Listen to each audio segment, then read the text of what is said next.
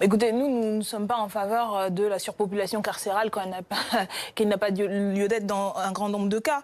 Et nous aimerions que la justice s'applique de la même manière à bien plus de gens. Je me rappelle, vous vous en rappelez certainement le cas de ce monsieur Détinger qui avait passé l'ensemble de son mois de détention provisoire en prison, alors qu'il avait aussi toutes les garanties qui auraient permis qu'il ne passe pas tant de temps en prison. Mais je pense que plus cet énième épisode qui me fait lever les yeux au ciel, je crois que je ne suis pas la seule dans le pays.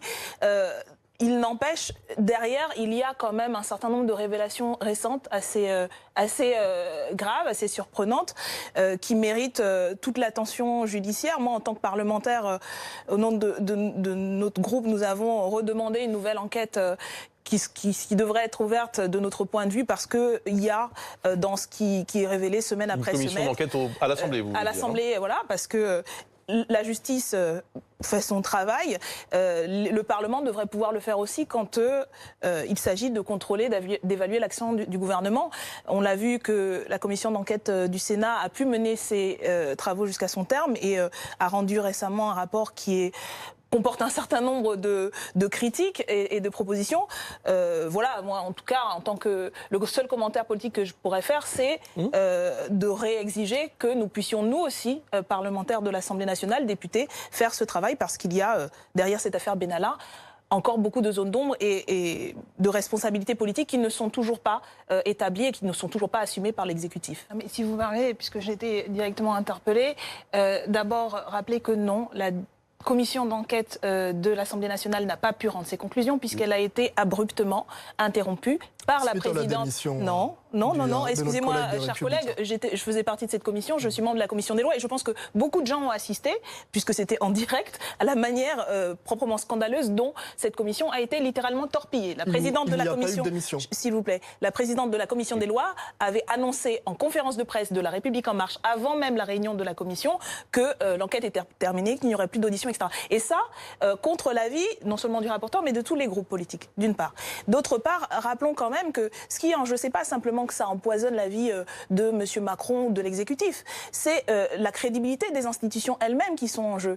Le fait qu'on a un fonctionnement, nous sommes critiques de la Ve République, mais nous avons quand même fait notre travail de parlementaire pour exiger que lumière soit faite, pas simplement parce qu'il y avait eu des dysfonctionnements qui n'avaient pas été signalés, et aujourd'hui, il y a affaire judiciaire parce qu'il y a eu des révélations. Parce que pendant plusieurs mois, cela avait été caché. Donc il y a une responsabilité également politique dans ce qui s'est passé autour de cette affaire depuis la place Contrescarpe. Et depuis, nous avons appris que M. Benalla allait au Tchad, alors qu'il était déjà sous le coup de ces poursuites judiciaires, faisait des affaires avec des oligarques russes. M. Macron s'était beaucoup ému de la présence des Russes dans les Gilets jaunes, alors qu'en fait, ils étaient à l'Élysée, et depuis le début. Donc il y a quand même, sur le fonctionnement de l'exécutif... la grande théorie du complot. Non, mais ce n'est pas, excusez-moi, ce n'est pas en juillet. On est sur la déstabilisation des institutions et maintenant sur le fait qu'il y ait une présence russe à l'Élysée. La déstabilisation, elle est dans le fonctionnement aujourd'hui des institutions, et ça pose un problème politique, oui, de crédibilité à un moment donné, et oui, le sentiment qu'il y a une justice qui est, selon que vous soyez puissant ou misérable, elle va être plus ou moins dure. Donc c'est ça qui pose un problème, et c'est pas simplement un problème pour l'exécutif. Alors, je pense Didier, et après je pense surtout qu'on a assisté à une belle campagne de diversion et de stigmatisation pendant une journée. J'aurais aimé entendre autant de réactions, notamment de responsables politiques, sur le choix de l'entreprise Ford de fermer boutique, ou de Ascoval, parce que je pense que là, il y a une pression politique qui a un sens et un contenu social progressiste à mettre en avant. Tout cela, franchement, je pense que ça ne mérite pas de commentaire, et toute l'agitation qui a été, c'est de la diversion, très clairement, et de la stigmatisation qui, je pense, flatte, et on l'a vu d'ailleurs dans les réactions, l'électorat de droite extrême, d'extrême droite, et donc ça va très bien dans la stratégie du gouvernement en ce moment d'attirer ce type d'électorat. Je ne crois pas que ça avance quoi que ce soit en termes ni d'égalité femmes-hommes, ni de laïcité, ni de tous les amalgames qui ont été faits sur ce sujet. Ça n'est rien pour vous? Non, mais c'est une vraie question. Je vous ai dit, c'est une diversion et de la stigmatisation. Ça, d'accord. Mais donc, après, le fait que l'objet existe et qu'il soit vendu, ça n'est pas un sujet, ça ne doit pas être commenté, selon vous? Si je vous entends. Quel est le sens politique que moi, en tant que parlementaire, j'ai à voir sur les articles de sport vendus par une chaîne? Je pourrais m'insurger et je pense que nous combattons par exemple le fait qu'un certain nombre d'articles, pas simplement celui-là, mais sont fabriqués aujourd'hui dans des conditions sociales et environnementales très problématiques. Je n'ai pas entendu beaucoup ces dernières années de campagne et de prise de position politique sur ce sujet. Et ça, c'est pas contre nos valeurs, l'exploitation, la surexploitation. Je suis présidente par exemple du groupe d'amitié France-Bangladesh. Au Bangladesh, il y a quelques semaines encore, il y avait une très grande série de grèves de la part de ces salariés-là qui sont surexploités, beaucoup de femmes d'ailleurs, qu'elles portent ou pas de voile pour quelque raison que ce soit. Et je n'ai pas entendu beaucoup de soutien dans la classe politique française à ces salariés qui sont souvent des sous-traitants, qui travaillent pour des sous-traitants de grandes entreprises françaises. Voilà un sujet pour, si on doit parler des articles de sport, de ce qui est contraire à nos valeurs, est-ce que ce ne serait pas un sujet sur lequel il y aurait des choses à dire plus importantes que y a-t-il quelque chose d'illégal qui a été commis? Y a-t-il quelque chose... voilà. Donc je pense qu'ayons ce débat-là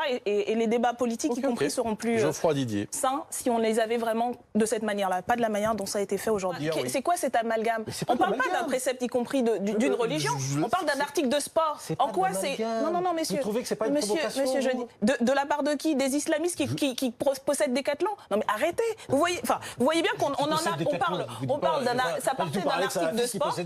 Bah oui, non mais vous venez de parler de salafistes. Le premier, et on va revoir la vidéo, c'est vous qui avez parlé des salafistes et des quartiers. Il n'y a pas de ralenti. Voilà. Non, mais je vous dis, les salafistes et les musulmans, il y a longtemps que... Pardonnez-moi, Madame Obono, c'est vous qui avez balayé d'un revers de main cette polémique en disant c'est de la diversion. Non, j'ai bien dit très clairement. Vous pouvez entendre que ça visiblement oui, je pense que ça vous intéresse tellement qu'on vient de passer 5 minutes sur un sujet qui est vraiment d'une haute importance politique, économique et morale pour la civilisation de ce pays-là.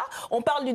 Non, mais moi j'ai dit très clairement, c'est une diversion et c'est de la stigmatisation. Donc voilà ce que j'en pense. Mais quand j'entends toute la série, effectivement, M. Chiche a raison de rappeler que le droit des femmes a bon dos de la part de gens qui systématiquement s'opposent à toutes les avancées et qui, y compris, développent un certain nombre de propositions qui vont très censément à l'encontre des valeurs républicaines que sont, y compris la laïcité. S'il vous plaît. Alors c'est bon. En vérité, je trouve ça d'autant plus savoureux d'entendre les propos aujourd'hui de M. Macron quand on sait, et vous le savez, vous en avez parlé abondamment, j'imagine, que la commissaire aux droits humains du Conseil de l'Europe vient de rendre un mémorandum qu'elle a rendu public aujourd'hui qui condamne la France pour sa stratégie de maintien de l'ordre. Ça vient après des fameux LBD, mais aussi sur la restriction de la liberté de réunion, après les déclarations de structures équivalentes au niveau de l'ONU, après les débats au Parlement sur la question. Je trouve que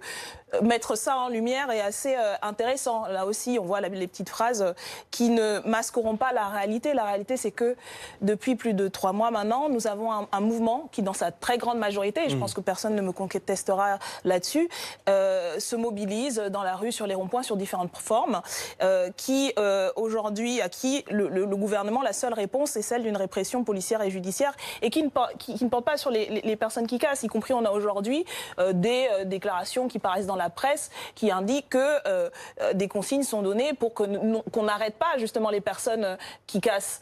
On a eu le reportage hallucinant de cette personne qui, je crois, avait mis le feu à un véhicule et qui a été suivie pendant toute la durée de la manifestation avec, y compris heure par heure, ses agissements et qui n'ont pas été visés.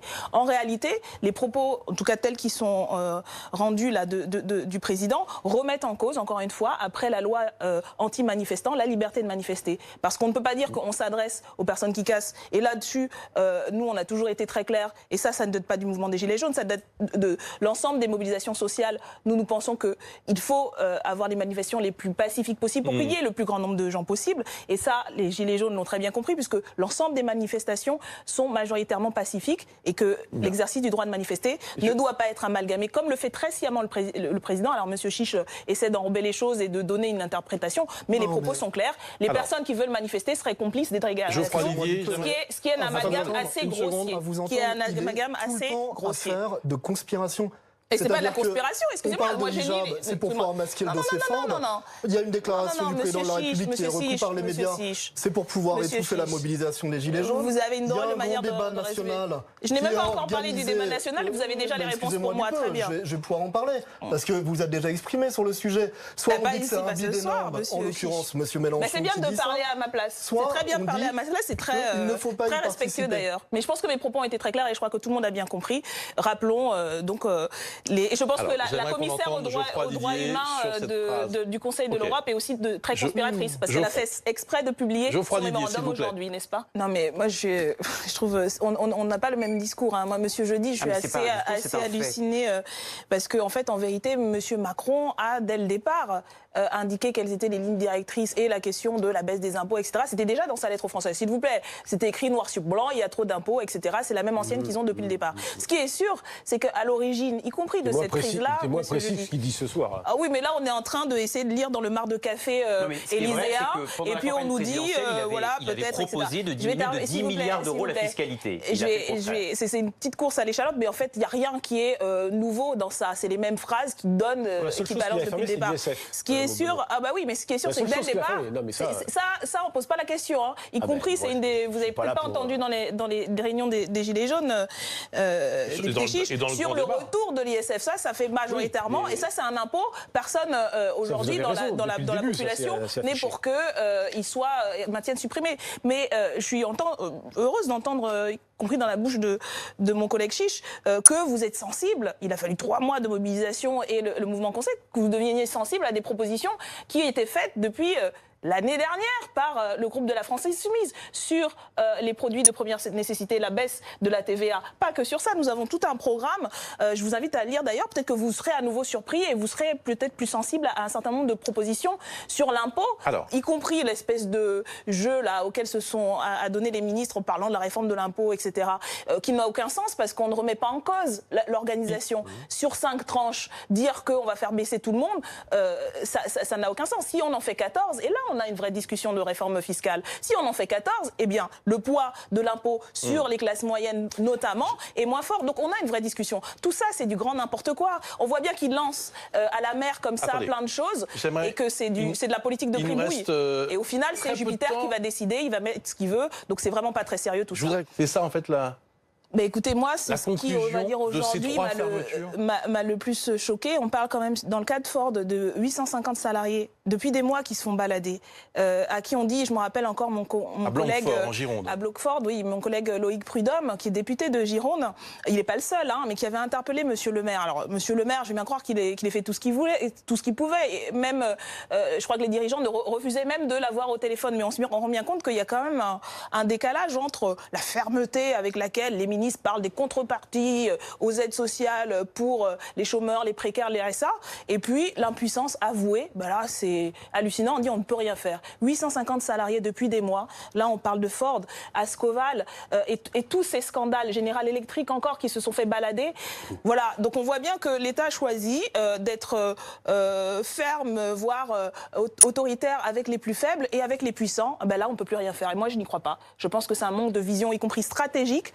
Ascoval, c'est de Nassiri. On parle aujourd'hui de la nécessité d'adapter notre industrie à la transition écologique. Vous pensez bien que la Syrie et tous ces métiers, on en aura besoin. Donc il faut une stratégie industrielle beaucoup plus ambitieuse. Et le gouvernement a failli de bout en blanc sur cette histoire.